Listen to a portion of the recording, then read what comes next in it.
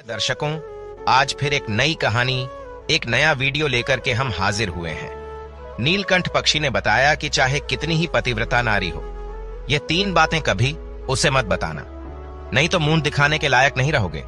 प्रिय दर्शकों, हम कहानी शुरू करें और आप इस वीडियो में खो जाए। इससे पहले अगर आप हमारे चैनल पर पहली बार आए हैं तो चैनल को सब्सक्राइब करें, बेल आइकॉन को ऑन करें, अच्छे कमेंट किया करें ताकि हर आने वाले वीडियो का नोटिफिकेशन सबसे पहले आपको मिल सके, आप उसका फायदा उठा सके। चलिए शुरू करते हैं आज की यह प्यारी सी कहानी, यह प्यारा सा वीडियो। प्रिय दर्शकों, प्राचीन समय की बात है। एक जंगल से एक सपेरों का झुंड कहीं जा रहा था। सपेरे एक सुनसान जंगल से होकर निकल रहे थे। एक जगह उन्हें घने छायादार वृक्ष नजर आया तो सपेरे उस वृक्ष की छाया में बैठकर आराम करने लगते थे। इस वृक्ष के पास एक विशाल सांपों की बांधी थी। एक सपेरे ने जान लिया कि हमें कोई सर्प मिल सकता है, सपेरों का तो काम ही होता है सांपों को पकड़ना। अपने साथियों से कहा कि हमें यह बिल खोद कर देखना चाहिए। प्रिय दर्शकों, सपेरों ने आपस में विचार किया और सपेरे उस सांप के बिल को खोदना शुरू कर दिए। उस बिल से एक बहुत ही भयंकर काला नाग निकला। सपेरों ने उस नाग को पकड़ लिया और पकड़कर अपने पिटारे में बंद कर लिया। सभी सपेरे ने उस सर्प को पिटारे में रखकर वहां से चलने लगे। चलते चलते उन सपेरों ने विचार किया कि हम इस नाग का जहर निकाल देते हैं। कुछ दूर आगे चलने पर उन्होंने उस पिटारे को खोल लिया जिसमें वह नाग बंद था। सपेरों ने जब पिटारे को खोलकर देखा तो सभी सपेरे उस पिटारे को देखकर हैरान रह गए। इस पिटारे के अंदर से नाग गायब हो चुका था और उस जहरीले नाग की जगह उस पिटारे में एक बहुत ही सुंदर और कीमती 9 लखा हार रखा हुआ था। उस 9 लखा हार को देखकर सपेरे बड़े प्रसन्न हुए। सभी सपेरे इस बात को सोचकर हैरान थे कि हमने तो एक सर्प पकड़ा था, पर यह हार कहां से आ गया। लेकिन चलो, अच्छा ही है, यह हार तो और भी ज्यादा कीमती है। चलो हम इसे लेकर राजा के पास चलते हैं। राजा इस हार के बदले में हमें मुंह मांगा धन देगा। प्रिय दर्शकों, यही सोचकर सभी सपेरे राजा सूर्य प्रताप के शहर को चल देते हैं। सपेरे राजा के महल में पहुंचते हैं। इधर राजा का दरबार लगा हुआ था। दरबार में राजा और राजा के सभी मंत्री बैठे हुए थे।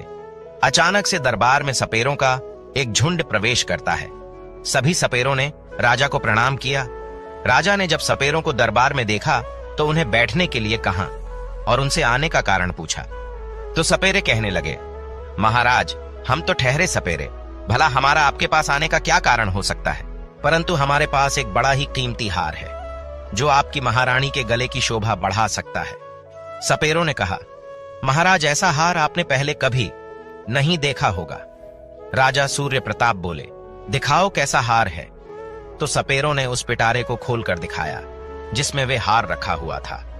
अब तो उस विचित्र हार को देखकर राजा सहित राजा का पूरा दरबार अचंभित रह गया कि वास्तव में उन्होंने ऐसा हार पहले कभी नहीं देखा। हार को देखकर राजा सपेरों से कहने लगे कि तुम यह विचित्र हार कहां से लाए हो। सपेरे कहने लगे, महाराज, हमें यह मार्ग में मिला था, हमने सोचा कि क्यों ना इस हार को राजा को भेंट कर दिया जाए। राजा ने कहा, ठीक है, हम तुम्हारी यह भेंट स्वीकार करते हैं। यह हार देखकर हमारी रानी बहुत खुश हो जाएगी। इधर राजा ने अपने मंत्री को आदेश दिया कि सपेरों पर उचित इनाम देकर और सम्मान पूर्वक इन सपेरों को दरबार से विदा किया जाए। सपेरे खूब सारा धन लेकर दरबार से विदा हो जाते हैं और राजा ने वह हार टोकरी सहित अपने पास रख ली। पूरे दिन राजा राज दरबार में बैठे रहे, अपना राजकाज करते रहे। धीरे धीरे जब शाम होती है तो दरबार को समाप्त करके राजा वो हार वाली टोकरी अपने साथ लेकर महलों को जाता। राजा अपने महल में पहुंचते हैं और महारानी से कहते हैं कि देखो, आज तो मैं तुम्हारे लिए बहुत ही सुंदर उपहार लेकर आया हूं, जिसे तुम देखोगी तो बहुत खुश हो जाओगी। रानी कहने लगी, महाराज, ऐसा क्या लाए हो तुम मेरे लिए। इतना कहकर राजा ने वह टोकरी रानी की ओर खिसका दी और कहा कि नहीं मानती हो तो स्वयं देख लो। प्रिय दर्शकों, रानी ने जैसे उस पिटारे को खोल कर देखा तो उसमें एक बहुत सुंदर तेजस्वी छोटा सा बालक लेटा हुआ है। उस बालक के चेहरे पर अलौकिक दिव्य तेज चमक रहा था। बालक इतना सुंदर था कि रानी उस बालक को देखती रह गई और कहने लगी कि महाराज, इसमें तो बड़ा ही सुंदर बालक लेटा हुआ है। रानी ने जब कहा कि बालक लेटा है तो राजा कहने लगे, नहीं रानी, बालक नहीं, इसमें तो 9 लखा हार था, ये बालक कैसे बन गया। राजा को जब रानी की बात पर भरोसा नहीं हुआ तो राजा ने वह टोकरी लेकर स्वयं देखा तो वास्तव में राजा के आश्चर्य का ठिकाना नहीं रहा। बालक को देखकर राजा और भी ज्यादा प्रसन्न हो जाता था, क्योंकि प्रिय दर्शकों, राजा को पहले से कोई संतान नहीं थी। राजा और रानी हर समय संतान के बारे में सोचकर दुखी रहा करते थे। अब तो राजा और रानी दोनों ने विचार किया कि यह पुत्र हमें भगवान ने प्रदान किया है और आज से हम दोनों इसे अपना पुत्र मानकर ही इसका लालन पालन करेंगे। और यह बात किसी को पता भी नहीं है कि राजा ने जो हार खरीदा है वह बालक बन गया है। लेकिन राजा की कुछ दासियां वहां उनका वार्तालाप सुन रही थीं। इधर रानी ने पूछा कि महाराज, बालक तुम्हें किसने दिया है? तो राजा ने बताया कि राज दरबार में सपेरों का एक झुंड आया था।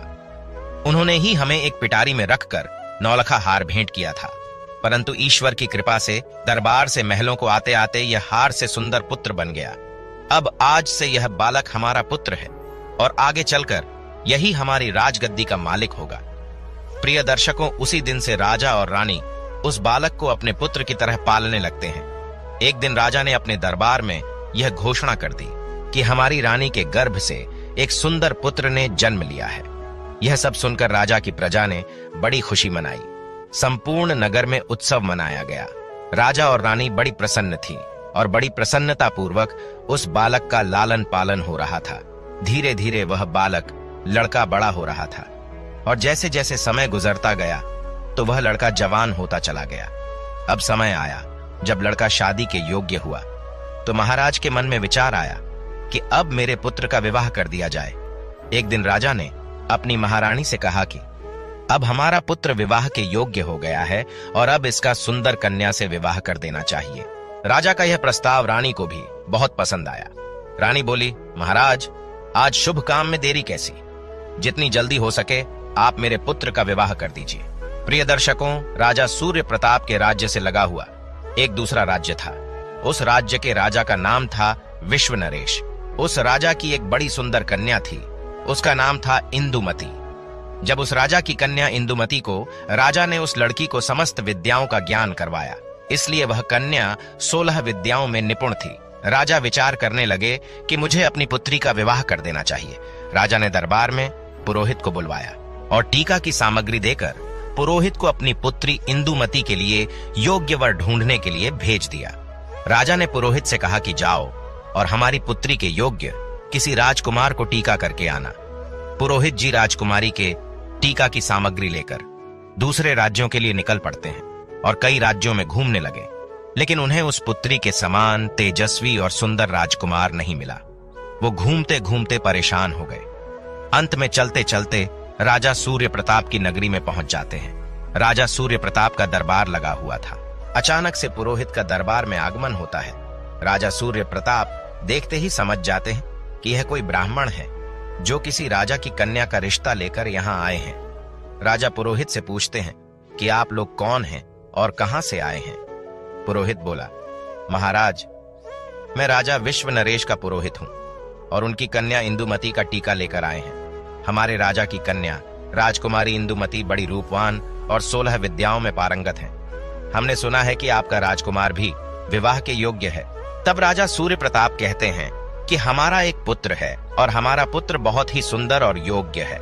लेकिन राजा सूर्य प्रताप को यह ज्ञात नहीं था कि उनका जो पुत्र है वह एक नाग है। राजा ने अपने पुत्र को जब पुरोहित को दिखाया तो पुरोहित राजकुमार को देखते ही प्रसन्न हो गए और उनको राजकुमार पसंद आ गया और वे राजकुमारी इंदुमती का विवाह पक्का करके अपने राज्य को लौट जाते हैं। प्रिय दर्शकों, धीरे धीरे समय गुजरा। कुछ दिनों के बाद जब विवाह का उचित समय आया तो राजा सूर्य प्रताप अपने पुत्र को सजाकर दुल्हा बनाकर राजा विश्व नरेश के यहाँ बारात लेकर पहुंचते हैं। वहां पहुंचते ही राजा विश्व नरेश उनका खूब अच्छे से स्वागत सत्कार करते हैं और अपनी पुत्री का विवाह राजकुमार के साथ कर देते हैं। इस प्रकार अपने पुत्र का विवाह करके राजा सूर्य प्रताप वापस अपनी राजधानी को लौट आते हैं। अब धीरे धीरे और समय बीता। एक दिन रानी ने राजा से कहा कि महाराज, अब हमें राज्य की बागडोर हमारे पुत्र के हाथों में सौंप देनी चाहिए, जिससे पुत्र को भी राज चलाने का अनुभव प्राप्त हो।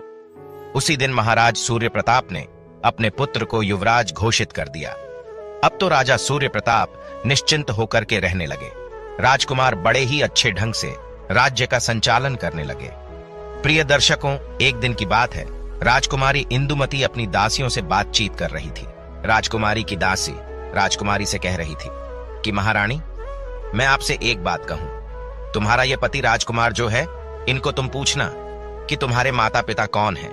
दासी की बात सुनकर इंदुमती को बड़ा आश्चर्य हुआ। रानी इंदुमती कहने लगी कि यह तुम क्या कह रही हो? क्या हमारे पति राजकुमार महाराज सूर्य प्रताप के पुत्र नहीं हैं? तब दासी कहती है, नहीं राजकुमारी, तुम बड़ी भूल कर रही हो, यह उनका पुत्र नहीं है। मैं इतना तो नहीं जानती कि राजकुमार के वास्तविक माता पिता कौन हैं, पर इतना अवश्य जानती हूं कि राजकुमार महाराज सूर्य प्रताप के पुत्र नहीं है। आप स्वयं अपने पति से पूछ लेना।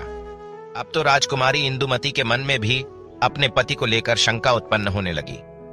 राजकुमारी मन में सोचने लगी कि शाम को जब राजकुमार महल में आएंगे तो मैं उनसे यह बात अवश्य पूछूंगी। राजकुमार जब शाम को महल में आते हैं तो राजकुमार की पत्नी इंदुमती राजकुमार से कहती है कि महाराज, मैं आपसे एक प्रश्न पूछना चाहती हूं। कि राजकुमार कहते हैं, पूछो रानी, क्या पूछना चाहती हो? राजकुमारी बोलती है कि मुझे यह बताई कि तुम्हारे माता पिता कौन हैं और तुम किस वंश के हो। यह बात सुनकर के राजकुमार कहने लगा, रानी, क्या तुम्हारी मति मारी गई है? महाराज सूर्य प्रताप और महारानी मेरे माता पिता है। तब इंदुमती बोली कि नहीं महाराज, आज आप मुझसे कुछ छुपा रहे हैं। कृपया सच बताइए, तुम्हें मां गंगा की कसम, तुम मुझे यह भेद जरूर बताओ। अब तो यह बात सुनकर के राजकुमार बड़े धर्म संकट में फंस जाते हैं। राजकुमार सोचने लगे, तो आज किसी न किसी ने इसके मन में यह प्रश्न पैदा कर दिया है, इसको जरूर किसी ने बहकाया है और यह पूछे बिना मानेगी नहीं। प्रिय दर्शकों, राजकुमार ने अपनी पत्नी को बहुत समझाया, देवी मैं महाराज का पुत्र हूं, तो तुम क्यों व्यर्थ में मेरा दिमाग खराब कर रही हो? अब तो राजकुमारी हट करने लग गई कि अब तुम्हें मुझे बताना ही पड़ेगा कि तुम किस वंश के हो, तुम्हारे माता पिता कौन हैं। अब तो राजकुमार सोचने लगा कि लगता है मुझे इसको बताना ही पड़ेगा, ये पूछे बिना मानेगी नहीं। राजकुमार बार बार अपनी पत्नी से कहता है कि मान जाओ, अभी भी समय है, तुम मुझसे यह बात मत पूछो वरना बहुत पछताओगी। लेकिन राजकुमारी तो मानो जिद ही कर बैठी, कहने लगी, नहीं, बताओगे नहीं तो भोजन ग्रहण नहीं करूंगी। मैं समझूंगी कि तुम मुझसे झूठा प्रेम करते हो। यह बात सुनकर राजा का पुत्र कहने लगा, ठीक है, नहीं मानते हो तो ठीक है, मैं तुम्हें यह बात बताऊंगा, पर यहां नहीं, हम कल महलों से बाहर वन विहार के लिए चलेंगे और वहां चलकर मैं तुम्हें सब कुछ बता दूंगा। अब तो रथ सजाया गया, उसमें राजकुमार और राजा की पत्नी इंदुमती दोनों बैठ जाते हैं और वन विहार करने का बहाना करके दोनों महलों से निकल जाते हैं और एक नदी के किनारे आ जाते हैं। नदी को देखकर राजकुमारी इंदुमती कहने लगी कि महाराज, आप मुझे इस नदी के पास लेकर क्यों आए? क्या इस नदी से तुम्हारा कोई संबंध है? तब राजकुमार कहता है, मैं फिर तुमसे कहता हूं कि मान जाओ और मुझसे मेरे वंश के बारे में मत पूछो, वरना तुम्हें बहुत पछताना पड़ेगा। मगर प्रिय दर्शकों, किसी ने सच कहा है, बाल हट और प्रिया हट ये बड़े बुरे हट होते हैं। राजकुमार के समझाने पर भी राजकुमारी नहीं मानी और कहने लगी, नहीं महाराज, मुझे यह जरूर बताओ कि तुम्हारे माता पिता कौन हैं और तुम किस वंश के हो। राजकुमारी इंदुमती जब नहीं मानती तो राजकुमार उस नदी में नीचे उतर जाता और कमर तक के जल में पहुंच होता है तो कहने लगता है कि रानी, अभी भी समय है, तुम मुझसे यह बात मत पूछो, अभी कुछ बिगड़ा नहीं है। लेकिन राजकुमारी कहने लगी, चाहे कुछ भी हो जाए, लेकिन वह यह बात पूछ कर ही मानूंगी। इस प्रकार राजकुमार नदी के और गहरे जल में उतर जाता है। जब छाती तक जल में पहुंच जाता है तो राजकुमार फिर रानी को समझाकर बोला कि रानी मान जाओ, आपका पूछना मुझे आपसे दूर कर सकता है। राजकुमारी बोली, चाहे कुछ हो जाए, आप इस भेद को मेरे सामने जरूर रखोगे। जब राजकुमार और आगे बढ़ा और जब अपने मुख के बराबर जल में आया तो कहने लगा, रानी, अभी तेरे पास समय है, यह जानने की कोशिश मत करो कि मैं कौन हूं। परंतु रानी नहीं मानी। प्रिय दर्शकों, फिर क्या होता है, राजकुमार ने अपना असली नाग का रूप धारण कर लिया और नदी के जल के ऊपर अपना फन दिखाने लगा और अपना फन दिखाने के बाद वे नदी के अंदर समा गया और फिर निकलकर बाहर नहीं आया। राजकुमारी इंदुमती ने राजकुमार को खोजने की बहुत कोशिश की, मगर राजकुमार का कहीं पता नहीं चला। जब काफी देर हो गई और राजकुमार नहीं लौटा तो राजकुमारी इंदुमती घबरा गई, क्योंकि अब उसका पति नाग बनकर कहीं चला गया।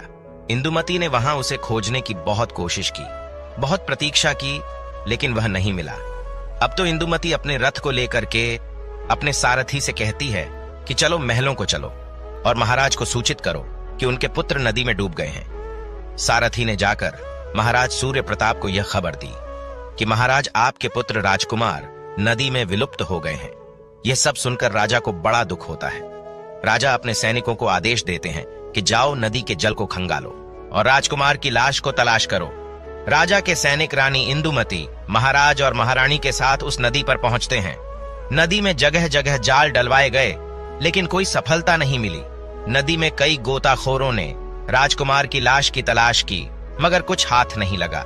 अब तो उदास होकर के राजा और रानी और राजकुमारी इंदुमती वापस अपने महलों को लौट आते हैं। राजा सूर्य प्रताप तो वृद्ध हो चुके थे और पुत्र का दुख उनके ऊपर और आ गया। राजा के मन में तो यही था कि नदी में डूब करके उनका पुत्र मर गया है। महारानी इंदुमती भी बड़ी दुखी रहने लगी और मन में अपने आप को कोसने लगी कि मैंने बहुत बुरा किया। मेरे इन्हीं कर्मों के कारण आज मेरा पति मुझसे दूर चला गया है।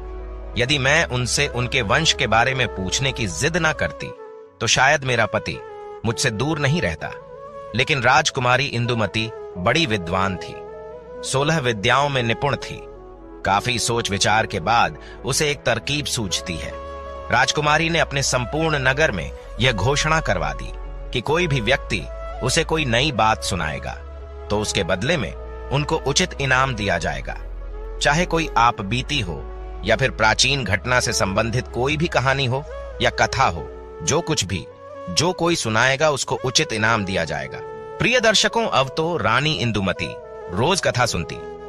रानी इंदुमती के पास कथा सुनाने वालों की भीड़ लगी रहती थी। कोई रामायण की कथा सुना रहा है, कोई किसी राजा का इतिहास सुनाता था। अब तो राजकुमारी इंदुमती का यही काम था। वे सुबह से लेकर शाम तक नई नई कहानियों को सुनती रहती थी। प्रिय दर्शकों, इस प्रकार कुछ समय निकला। एक दिन क्या हुआ कि उसी राज्य का एक बूढ़ा आदमी पास के ही एक जंगल से गुजर रहा था। उस बूढ़े आदमी को उस जंगल को पार करते करते जंगल में ही रात्रि हो गई। जब रात्रि हो गई तो वह मन में सोचने लगा, अब रात में आगे चलना ठीक नहीं है, क्योंकि जंगल में आगे हिंसक पशु भी मिल सकते हैं। यही सोच करके बूढ़ा आदमी उस जंगल में एक पीपल के पेड़ के ऊपर चढ़कर बैठ जाता है। रात्रि का समय था। वृद्ध व्यक्ति को डर के मारे नींद नहीं आ रही थी। इधर जब रात के 12 बजे का समय होता है तो उसने देखा कि बाहर एक झाड़ू लगाने वाला आया और पूरे जंगल में उसने झाड़ू लगा दी। फिर उसने देखा कि पानी का छिड़काव करने वाला आया, उसने भी हर जगह पानी का छिड़काव कर दिया। उसके बाद वहां पर कुर्सियां लगनी शुरू हो गई। फिर एक सिंहासन आता है।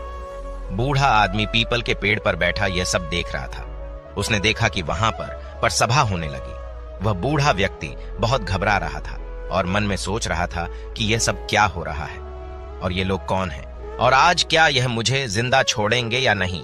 वहां एक से बढ़कर एक विचित्र अतिथि आने शुरू हो गए।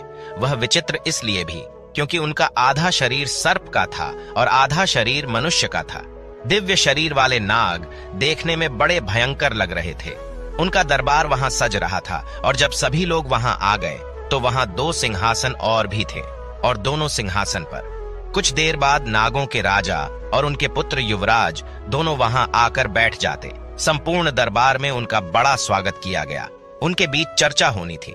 वहां चर्चाएं हो रही थीं और जो राजकुमार था उस नागराज का पुत्र चुपचाप नीचे गर्दन किए हुए बैठा था। उस दरबार में इस बात की चर्चा हो रही थी कि राजकुमार का विवाह किया जाए। विवाह के संबंध में चर्चाएं चल रही हैं। अब राजकुमार के विवाह का नाम आया। उसने नीचे गर्दन कर ली और वह बड़ा उदास हो जाता है। कुछ समय तक उनकी चर्चाएं चलती रहीं और इधर वे वृद्ध आदमी भी उस पीपल के पेड़ पर बैठा हुआ उनकी सभी बातों को सुन रहा था और वे मन ही मन सोचने लगा कि यहाँ किस बात की चर्चा हो रही है और ये कौन लोग हैं। लगता है आज मैं इनसे जीवित बच पाऊंगा या नहीं। डर के कारण मैं उस वृक्ष की एक डाली पर चिपका हुआ लेटा रहता था। इधर 3-4 घंटे के बाद दरबार वहां से भंग होता है। सभी अतिथि वहां से जा चुके थे, परंतु वह नागराज और उसका पुत्र वहां से चलकर उस पीपल के वृक्ष की तरफ आते हैं। उस पीपल के पेड़ पर बैठा हुआ वह बूढ़ा आदमी सोचने लगा, मेरी तरफ आ रहे हैं, और लगता है अब ये मुझे जिंदा नहीं छोड़ेंगे, क्योंकि इन्हें पता चल गया है कि मैं इस वृक्ष पर बैठा हूं। यह सोचकर मैं बूढ़ा व्यक्ति घबरा जाता, परंतु उस नाग ने क्या किया, या उस पीपल की जड़ में बैठकर कुछ देर रोया और अपनी रानी इंदुमती को याद किया। ये सभी बातें वे बूढ़ा आदमी सुन रहा था कि यह तो बड़ा ही चमत्कार है, और यह मैं क्या देख रहा हूं। और कुछ देर रोने के बाद हाय इंदुमती, हाय इंदुमती ऐसा कहने के बाद वह नाग भी वहां से चला जा रहा था। धीरे धीरे सवेरे होने लगता है। प्रातःकाल जब हुआ तो वह बूढ़ा आदमी उस वृक्ष के नीचे उतरता है, और नीचे उतरने के बाद वापस अपने नगर को लौट आता है, और मन में सोचने लगा कि वैसे भी मैं बहुत गरीब आदमी हूं, और रानी इंदुमती भी नई कहानी सुनती रहती हैं, तो क्यों ना चल करके इस बात को महारानी इंदुमती को सुनाया जाए। इसके बदले में महारानी मुझे बहुत सारा धन देगी और मैं पैसे वाला हो जाऊंगा। ऐसा विचार करके वे बूढ़ा आदमी उसी जगह आ जाता है जहां रानी इंदुमती का मंडप लगा हुआ था, जहां रानी इंदुमती रोज कथा सुना करती। वहां एक से बढ़कर एक बड़े विद्वान रानी को कहानी सुना रहे थे। कुछ घंटे इंतजार करने के बाद उस बूढ़े आदमी का कहानी सुनाने का नंबर आता है। वह महारानी इंदुमती से कहने लगा कि महारानी, आज मैंने बड़ा विचित्र दृश्य देखा। आज मैं तुमको आंखों देखी घटना सुना रहा हूं। आज रात में जब मैं जंगल से गुजर रहा था तो रात होने की वजह से मैं उस जंगल में फंस गया। रात होने की वजह से मैंने वहीं रुकना उचित समझा, और मैं उसी जंगल में एक पेड़ पर चढ़कर बैठ गया। मैं सुबह होने का इंतजार करने लगा। मैंने वहां देखा कि वहां एक नागराज का दरबार लगा था। उन सबका आधा शरीर मनुष्य का था और आधा शरीर नाग का। ऐसे विचित्र प्राणी उस दरबार में आए थे कि मैं उन्हें देखता ही रह गया।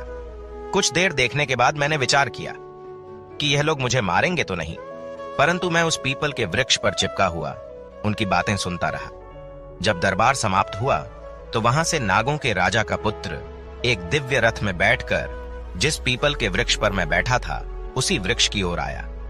वह उस रथ से उतरा और पीपल के वृक्ष के नीचे बैठकर कुछ देर हाय इंदुमती, हाय इंदुमती कहकर रोता रहा। उसके बाद वह वहीं से अदृश्य हो गया। अब यह बात जब राजकुमारी इंदुमती ने सुनी तो उस बूढ़े आदमी से कहने लगी कि बाबा, मैं तुम्हें इतना धन दूंगी कि तुम्हारी कई पीढ़ियां बेटें खा सकती हैं, परंतु तुम मुझे उस स्थान पर लेकर चलो जहां तुमने उस राजकुमार को रोते हुए देखा। यह सब सुनकर बूढ़ा आदमी घबरा जाता है और कहता है, राजकुमारी, अब मैं वहां नहीं जाऊंगा। वहां जाने से मुझे बहुत डर लग रहा है। तब राजकुमारी कहती है कि नहीं बाबा, तुम चिंता मत करो, तुम्हें मेरे साथ वहां चलना ही पड़ेगा। इतना कहकर रानी इंदुमती ने एक सोने की मोहरों से भरी हुई थैली उस बूढ़े आदमी को दे दी और कहा कि मैं तुम्हें और भी सोने की मोहरें दूंगी, तुम मुझे उस स्थान पर पहुंचा दो। बूढ़ा आदमी रानी द्वारा दी गई सोने की मोहरों को देखकर खुश हो जाता है और वह राजकुमारी इंदुमती को लेकर उस जंगल की तरफ चल देता है। उसी स्थान पर जाकर बूढ़े आदमी ने बताया कि राजकुमारी, मैंने इसी पीपल के वृक्ष के ऊपर बैठ करके सब कुछ देखा। राजकुमारी बोली, तो बाबा, मैं भी आज उन्हें अपनी आंखों से देखना चाहती हूं। इस प्रकार मैं बूढ़ा आदमी और रानी इंदुमती उस वृक्ष के ऊपर चढ़कर बैठ जाते हैं और वो इंतजार करते हैं उस दरबार का। प्रिय दर्शकों, इंतजार करते करते पूरी रात निकल जाती है, लेकिन वहां पर कोई नहीं आता है। उस दिन न तो कोई दरबार सजता है और ना कोई नाग आता है। अब तो इंदुमती उस वृद्ध व्यक्ति पर क्रोधित हो जाती है और कहती है, बाबा, तुमने झूठ बोला है और इसके लिए मैं तुम्हें कड़ी से कड़ी सजा दे सकती हूं। वे बूढ़ा आदमी कहने लगा, नहीं महारानी, मैंने कोई झूठ नहीं बोला था। मैंने जो अपनी आंखों से देखा था वही बताया था। रानी बोली, तो फिर आज क्या हुआ? बूढ़े व्यक्ति ने कहा, यह मैं भी नहीं जानता कि वह लोग आज क्यों नहीं आए। प्रिय दर्शकों, रानी बेहद ही निराश होकर अपने महल को लौट आती है। इधर बूढ़ा आदमी मन ही मन परेशान रहने लगता है कि मैं रानी के सामने झूठा पड़ गया। वह बूढ़ा आदमी सोचने लगता है कि उस दिन कौन सी स्थिति थी जिस दिन उस जंगल में दरबार लगा था। उसने यह बात ज्योतिषियों से पूछी। ज्योतिषियों ने बताया कि उस दिन पूर्णिमा की तिथि थी। चंद्रमा पूर्ण तरह से उदय हुआ था और ऐसे अवसर पर देवताओं की सभाएं कुछ क्षेत्रों में हुआ करती हैं। हो सकता है तुमने उस सभा को देख लिया होगा। अब तो वह बूढ़ा आदमी सोचने लगा कि अगली पूर्णिमा आएगी तो मैं रानी को लेकर वहां जाऊंगा। महारानी ने भी उस बूढ़े आदमी से कह दिया था कि यदि तुम मुझे वह दृश्य दिखा दोगे तो मैं तुम्हें बहुत बड़ा इनाम दूंगी। इधर धीरे धीरे समय बीता और जब अगली पूर्णिमा की तिथि आई तो वे बूढ़ा आदमी महल में पहुंचता है और महारानी से कहता है कि महारानी, आज आप मेरे साथ उस जंगल में चलो, आज मैं आपको वह दृश्य दिखाऊंगा। प्रिय दर्शकों, महारानी इंदुमती और बूढ़ा आदमी दोनों जंगल की ओर चल देते हैं। वहां पहुंचकर रानी इंदुमती और वह बूढ़ा आदमी उस पीपल की जड़ में छुपकर बैठ जाते थे। जब रात्रि के 12 बजने का समय नजदीक आता है तो वहां एक झाड़ू लगाने वाला आता था। उसने झाड़ू लगाया। पानी का छिड़काव करने वाला आया, उसने पानी का छिड़काव किया। फिर थोड़ी देर बाद दरबार सजने लगता है। धीरे धीरे वहां नाग लोग आने लगते हैं। उन नागों का आधा शरीर मनुष्य का था, आधा शरीर नाग का था। बूढ़े आदमी ने इशारे से कहा कि महारानी, अब आप ध्यान से देख लो, यही मैंने उस दिन देखा था। प्रिय दर्शकों, रानी इंदुमती उस दृश्य को बड़े गौर से देख रही थी और कुछ समय बाद रानी का पति नाग आता है, जो उस नागराज का पुत्र था। उसका आधा शरीर नाग का था और आधा शरीर मनुष्य का था। महारानी ने उसे देखा तो पहचान गई और कहने लगी, यही मेरा पति है। महारानी सोचने लगी, अब इसको मैं कैसे ले सकती हूं, ये मुझे कैसे प्राप्त हो सकता है। महारानी हिम्मत करके धीरे धीरे उस वृक्ष की कोटर से बाहर निकलने लगी। उधर वह बूढ़ा आदमी डर रहा था और बूढ़े आदमी ने राजकुमारी से कहा था कि राजकुमारी, आप थोड़ी देर प्रतिज्ञा कीजिए। 3-4 घंटे तक वे सभा चलती रही। जब सभा समाप्ति का समय हुआ तो सभी लोग वहां से चले गए। राजकुमार भी उस पीपल के पेड़ के पास आकर बैठकर रोने लगा। उसे देखकर रानी इंदुमती डर गई, क्योंकि उसका आधा शरीर नाग का था, आधा मनुष्य का। चेहरा तो उसका राजकुमार का ही था। अपने पति को रोता देखकर राजकुमारी से रुका नहीं गया और राजकुमारी इंदुमती निकलकर उसके पास आ जाती है और उसका हाथ पकड़ लेती है। अचानक से महारानी इंदुमती को सामने खड़ा देखा तो राजकुमार एकदम से घबरा जाता है और कहने लगा, रानी तुम? रानी कहने लगी कि मैंने तुम्हें खोजने के लिए क्या क्या नहीं किया, परंतु अब मैं तुम्हें कहीं भी जाने नहीं दूंगी। यह सुनकर राजकुमार कहने लगा, नहीं रानी, अब तो बहुत समय हो चुका है, अब तुम मुझे प्राप्त नहीं कर सकती। यहां जो सभा होती रहती है वह मेरे विवाह को लेकर ही होती है। मेरे पिता इस सभा में मेरे विवाह का प्रस्ताव रख चुके हैं और जब तीसरी सभा होगी तो उस सभा में मेरा विवाह तय हो जाएगा। और जब मेरा विवाह तय हो जाएगा तो बताओ, मैं तुम्हारे साथ कैसे रह पाऊंगा? मुझे तो अपनी पत्नी के साथ रहना पड़ेगा। तुमने तो मुझे त्याग दिया है। मैंने उस दिन तुम्हें बार बार समझाया था कि मुझसे मेरा वंश मत पूछो। वंश। राजकुमारी की बात सुनकर रानी इंदुमती रोने लगती है और बार बार अपने किए की क्षमा राजकुमार से मांगती है। राजकुमार कहता है, राजकुमारी, रोने का समय नहीं है। मैं तुम्हें एक उपाय बताता हूं। यदि तुमने वो उपाय कर लिया तो शायद मैं तुम्हें प्राप्त हो जाऊंगा। रानी इंदुमती बोली कि तुम मुझे जो उपाय बताओगे मैं वही उपाय करूंगी, लेकिन तुम्हें मेरे साथ रहना होगा। राजकुमार बोला, रानी, अब मेरे जाने का समय हो गया है। मुझे मेरे पिता के दरबार में पहुंचना है, परंतु अगली पूर्णिमा के दिन तुम्हें इसी प्रकार यहां आकर के बैठना होगा। और जब यहां सभा लगने लगे तो ध्यान रखना, तुम चुपचाप महाराज का जो सिंहासन है उसके नीचे जाकर छुप जाना। और जब मेरे विवाह की बात चले तो तुम उस सिंहासन के नीचे से निकलकर महाराज के सामने जाकर खड़ी हो जाना और फिर तुम मुझे महाराज से मांग लेना।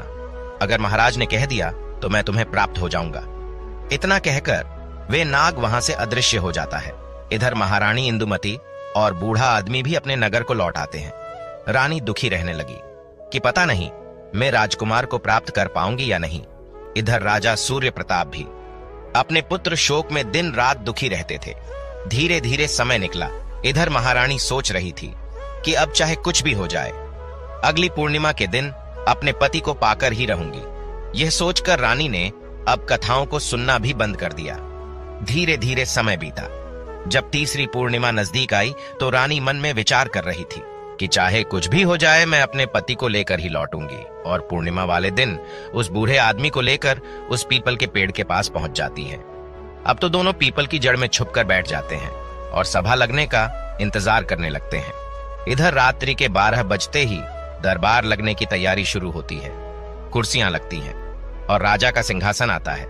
इधर रानी उस पीपल की कोटर से निकलकर उस सिंहासन के पीछे छुप जाती है। बड़े यानी विशाल शरीर वाले नाग वहां आकर के बैठने लगते हैं। कुछ देर के बाद राजकुमार का पिता, जो नागों का राजा था, वह भी आ जाता है। राजकुमार भी वहीं आकर बैठ जाता है। दरबार शुरू होता है। अब तो वहां बैठकर उनमें आपस में चर्चाएं होने लगती हैं। कुछ समय के पश्चात राजकुमार के विवाह की चर्चा आरंभ होती है। अब राजकुमार के विवाह की जब बात चली तो राजकुमारी इंदुमती को मौका मिल गया और वे सिंहासन के नीचे से निकलकर राजा के सामने हाथ जोड़कर खड़ी हो गई। अचानक से एक स्त्री को वहां पर आया देखकर सभी सभा हड़बड़ा जाती है। तुम कौन हो और यहाँ इस सुनसान जंगल में मध्य रात्रि के समय तुम यहाँ क्यों आई हो? क्या तुम्हें मृत्यु का डर भी नहीं? जानती हो कि हम नाग लोग हैं और नाग लोग कितने जहरीले होते हैं, ये तुम्हें नहीं छोड़ेंगे। यह बात सुनकर के इंदुमती कहने लगी कि महाराज, मुझे डर किस बात का? मैं तो तुम्हारी पुत्र वधू बनूंगी। तुम्हारे राजकुमार मेरे पति हैं और आप ना मानो तो उनसे ही पूछ लो, इनके साथ मेरा विवाह हुआ है। जब महाराज ने अपने राजकुमार से पूछा कि राजकुमार यह कौन है, तो राजकुमार ने पूरी कहानी अपने पिता को कह सुनाई और कहा, पिताजी, एक दिन मुझे कुछ सपेरों ने पकड़ लिया और पकड़कर पिटारी में रखकर मुझे ले जाने लगे तो मैंने अपने बचने के लिए उस पिटारे के अंदर 9 लखा हार का रूप बना लिया। उन सपेरों ने 9 लखा हार महाराज सूर्य प्रताप के यहाँ दे दिया। मैंने सोचा राजा सूर्य प्रताप कोई का पुत्र नहीं है, राजा की कोई संतान नहीं है, तो मैं राजा के यहाँ में पुत्र बन जाता हूँ। मेरी माया से पुत्र बन गया और कई साल महाराज के यहाँ रहता रहा, राज्य महलों का सुख भोगता रहा। महाराज ने अपने पुत्र की तरह मेरा पालन किया और इसी सुंदरी के साथ मेरा विवाह संपन्न करा दिया। परंतु एक दिन जिद करके सुंदरी ने मुझे मेरे वंश के बारे में पूछा कि तुम किस वंश के हो। मैंने इसे बहुत समझाया परंतु यह नहीं मानी, और जब नहीं मानी तो मैं जहां मेरा स्थान था वहां इन्हें लेकर गया और वहां पहुंचकर मैं अपने वास्तविक स्वरूप में आ गया और मैं अपने परिवार के पास चला आया। ये बात महाराज ने जब सुनी तो नागराज कहने लगा कि देवी, क्या यह सच कह रहा है? महाराज, ऐसा ही कुछ हुआ है। मेरा विवाह इन्हीं के साथ हुआ था, जबकि पहले इनका पूरा शरीर मनुष्य का था। इंदुमती की बात सुनकर नागराज ने अपने पुत्र को फटकार लगाई कि पहले तो तुमने हमारी परंपरा के खिलाफ जाकर पृथ्वी लोक पर विवाह किया और फिर उनके बाद तुम इस स्त्री को छोड़कर हमारे पास वापस आ गए। तुमने यह अपराध किया है। अब मैं तुम्हें श्राप देता हूं कि जब तक यह स्त्री जीवित रहेगी तब तक तुम पृथ्वी लोक पर रहकर इनका साथ दोगे। इसे छोड़ नहीं सकते। इसे अपनी पत्नी के रूप में रखना होगा और जिस राजा के तुम पुत्र बने थे उस राजा का राज्य भी तुम्हें ही संचालित करना होगा। उस राजा की सेवा करनी होगी। जब तक यहाँ का कार्यकाल समाप्त नहीं हो जाता तब तक तुम हमारे साथ हमारे पास नागलोक में नहीं लौट पाओगे। मैं अब तुम्हारा विवाह नहीं होगा। प्रिय दर्शकों, नागराज ने इंदुमती को उसका पति प्रदान कर दिया। राजकुमार अब अपने पहले वाले स्वरूप में आ गया।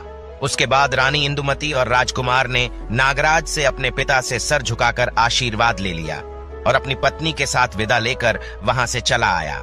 राजकुमार अपनी नगरी में आए तो वहां पहुंचकर उन्होंने देखा कि पुत्र शोक में व्याकुल होकर महाराज की स्थिति बहुत ही ज्यादा खराब थी। महाराज के पास जब उसका पुत्र पहुंचा तो महाराज ने देखा तो वह बड़े प्रसन्न हुए। उन्हें ऐसा लगा जैसे समस्त बीमारियों से अभी अभी छूटे हों। पूरे महल में खुशियां मनाई गई। राजा साहब ने पूरे नगर में यह खबर भिजवा दी थी कि हमारा राजकुमार वापस लौट आया है। यह सुनकर संपूर्ण नगर में प्रसन्नता से उत्सव मनाया गया और राजा सूर्य प्रताप और उनकी महारानी रानी अपने पुत्र को पाकर बहुत खुश हुए। प्रिय दर्शकों, इस प्रकार से रानी जल्दी ही अपने खोए हुए पति को पा लेती हैं और बड़े प्रेम के साथ अपने पति के साथ ही रहती है। प्रिय दर्शकों, नीलकंठ कहता है कि चाहे कितनी ही पतिव्रता स्त्री हो, अगर उसके जिद हट से आपके प्राण जाते हैं तो वो हट उसका कभी पूरा नहीं करना चाहिए। चाहे जिस बात को बताने से स्वयं पर या पारिवारिक जनों पर संकट आता हो, वह बात उसे नहीं बतानी चाहिए। चाहे जिस बात के कहने से स्त्री का, पिता का, माता का अपमान होता हो, आपकी मान प्रतिष्ठा धूमिल होती है, उस बात को कभी ना कहे। प्रिय दर्शकों, हमारी आज की कहानी, आज का वीडियो यहाँ समाप्त होता है। हम उम्मीद करते हैं कि आपको ये कहानी पसंद आई होगी और आप इससे ढेर सारी प्रेरणा लेंगे। मिलते हैं अगली ज्ञान चर्चा के साथ अगले वीडियो में। तब तक के लिए नमस्कार, धन्यवाद।